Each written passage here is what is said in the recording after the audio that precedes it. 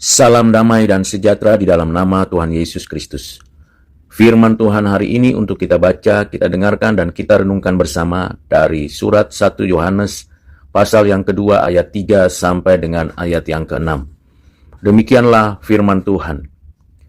Dan inilah tandanya bahwa kita mengenal Allah, yaitu jikalau kita menuruti perintah-perintahnya.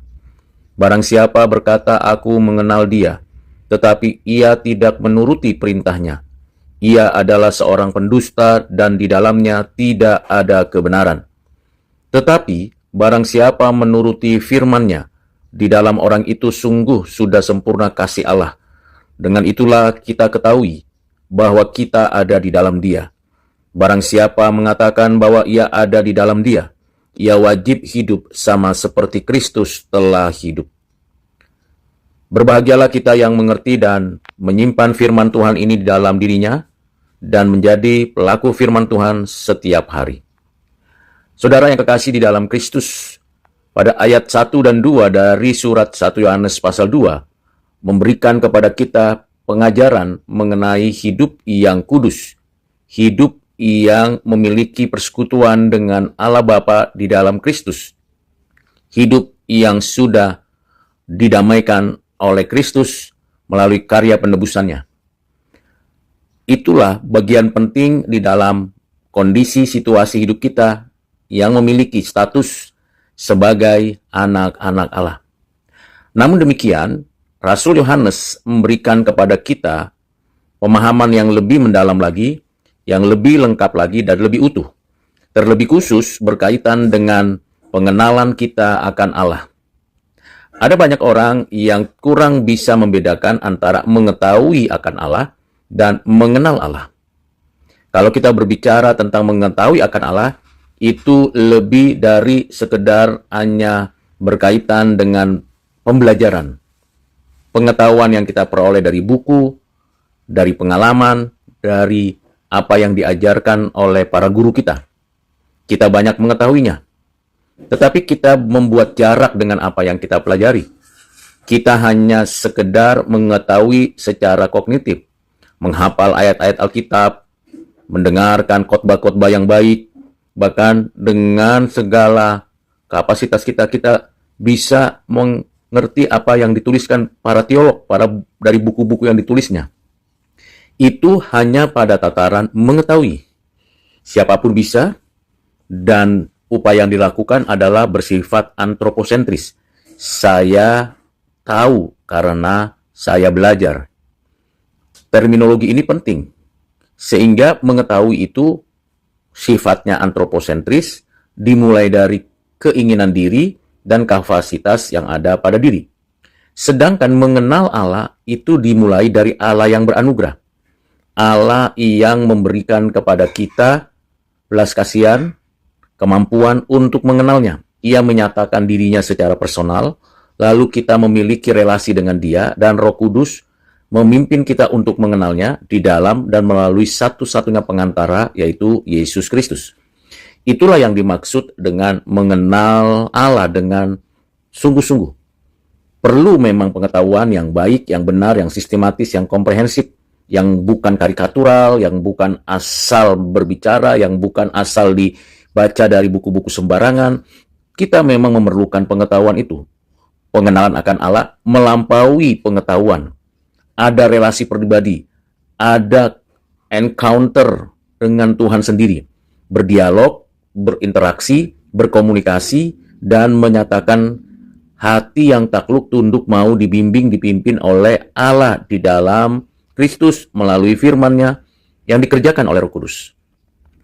Dengan mengenal Allah, pengertian ini sebenarnya lebih kepada suatu pemahaman yang sifatnya eskatologis. Karena pengenalan akan Allah yang datangnya dari Allah tidak berhenti pada pikiran manusia, tapi berhenti dan selamanya ada pada kekekalan. Karena mengenal Allah berarti hidup kekal. Mengenal Allah berarti tunduk total kepada Allah. Itulah sebabnya Rasul Yohanes mengajarkan kepada kita dan mengingatkan kita bahwa kita mengenal Allah dengan buah yang nyata. Kita tahu, kita mengerti, tapi kalau kita belum mengikuti kehendak Tuhan, belum menaati firman Tuhan, belum menuruti perintah-perintahnya, sesungguhnya kita belum mengenal Allah. Kita masih mengetahui akan Allah. Jadi di sini perlu dibedakan dalam istilah asing, knowing about God itu berbeda dengan knowing God. Knowing about Jesus Christ berbeda dengan knowing Jesus Christ. Karena kalau mengetahui tentang Allah, Allah sebagai objek, sebagai sesuatu yang ditelidiki, dipelajari, diteliti. Tetapi mengenal Allah, kitalah yang mendapatkan privilege, kesempatan untuk bisa berinteraksi dengan Tuhan Allah. Buah dari pengenalan itu sederhana sekali hasilnya, yaitu taat perintah Tuhan. Berbeda dengan buah dari pengetahuan akan Allah. Bisa lulus ujian, dapat sertifikat, dapat nilai yang baik, dapat tepuk tangan, dapat gelar, dapat jabatan. Itu mengetahui. Itu mengetahui tentang Allah. Dipelajari dari Alkitab, dipelajari dari buku-buku teologi, dipelajari dari khotbah-khotbah, dipelajari dari pengalaman-pengalaman orang lain, dipelajari dari sejarah-sejarah dan catatannya. Tetapi mengenal Allah, kitalah yang belajar dari Allah langsung. Artinya, buahnya apa? Luarannya apa? Taat perintah. Dengan menaati perintah-perintah Tuhan, kita tahu apakah kita mengenal Allah atau tidak. Atau kita sebenarnya berbohong, berdusta kepada Tuhan Allah, berbohong, berdusta pada diri sendiri. Ini sangat miris, bukan? Ada banyak orang yang pintar, tahu tentang Allah, berteologi, dan memiliki gelar dan posisi jabatan yang hebat sekali. Tetapi sebenarnya, orang-orang seperti itu seringkali terjebak pada posisi di situ saja. Tidak mengenal Allah, dan munafik, akhirnya fanatik, dan tidak memiliki kehidupan di dalam kebenaran. Rasul Yohanes mengingatkan kita, barang siapa menuruti firman-Nya, dalam orang itu sungguh sudah sempurna kasih Allah. Jadi pengenalan akan Allah, luarannya adalah perintah Tuhan ditaati dengan sempurna, dan di dalam diri orang itu penuhlah dengan kasih dan kebenaran.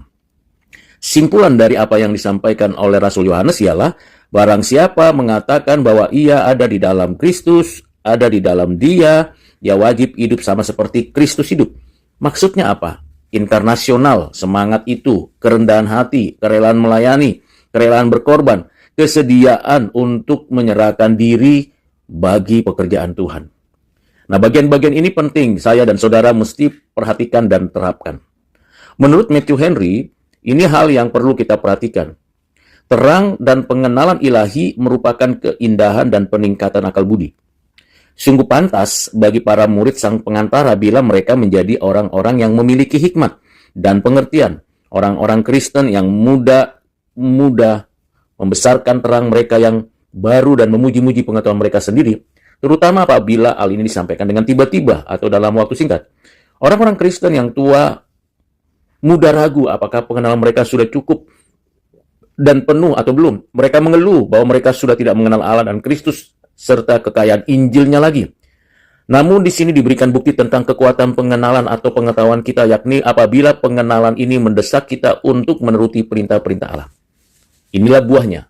Inilah luarannya dari pengenalan akan Allah. Bukan sekedar angka-angka penilaian dari manusia. Bukan dari keinginan manusia, tapi dari kehendak Allah. Setiap kesempurnaan hakikatnya menguatkan kuasanya, hikmat di dalam rencananya, kekayaan kasih karunia-Nya, keagungan karyanya, mendatangkan pujian dan akan pemerintahannya. Ketaatan yang cermat dan berhati-hati terhadap perintahnya menunjukkan bahwa pemahaman serta pengenalan tentang perintahnya itu telah tertanam di dalam jiwa kita dengan sepenuhnya. Oleh sebab itu, saudara, kebalikan dari pernyataan ini adalah bahwa barang siapa berkata, aku mengenal Dia, tetapi ia tidak menuruti perintahnya, ia adalah seorang pendusta. Dan di dalamnya tidak ada kebenaran. Saudara, orang-orang yang begitu mengaku mengenal kebenaran seringkali malu dengan ketidaktahuan mereka dan malu mengakui ketidaktahuan mereka.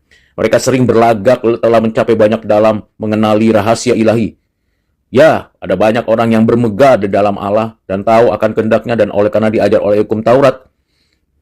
Dan akhirnya kita tahu bahwa mereka adalah orang-orang yang buta. Pengenalan akan Allah yang seperti itu sampai tidak bisa memperhatikan yang sesungguhnya, esensi dari pengenalan itu, tentu orang-orang seperti itu tidak layak kita ikuti. Kelayakan yang kita harus nyatakan adalah kita taati Jangan kita menjadi pengikut palsu, pengikut-pengikut yang tidak taat. Hidup tanpa ketaatan itu menunjukkan kesalahan dan aib dari pengenalan kita akan Allah. Kita tidak mau hidup yang berpura-pura. Kehidupan tanpa ketaatan menunjukkan bahwa kita adalah orang yang berbohong, suka berdusta, dan kita bermegah atas kepura-puraan itu.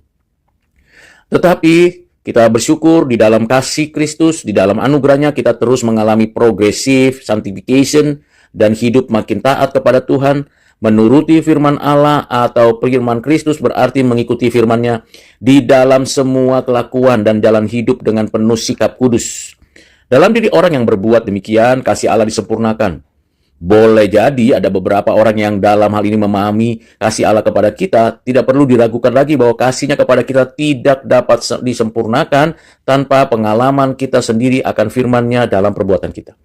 Ini adalah teguran yang paling sensitif, artinya, kita sudah mengasihi Allah, tapi dia tidak taat dan tidak mengikuti perintah Tuhan. Jadi kasih itu sempurna di dalam kita dan kita nikmati kalau kita melakukan apa yang diperintahkan Tuhan.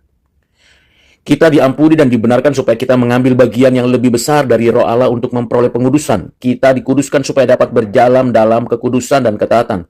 Tidak ada perbuatan kasih ilahi yang berakhir pada diri kita dapat mencapai tujuan, akhir dan pengaruhnya apabila kita tidak mengamalkan firman Allah dengan kekudusan.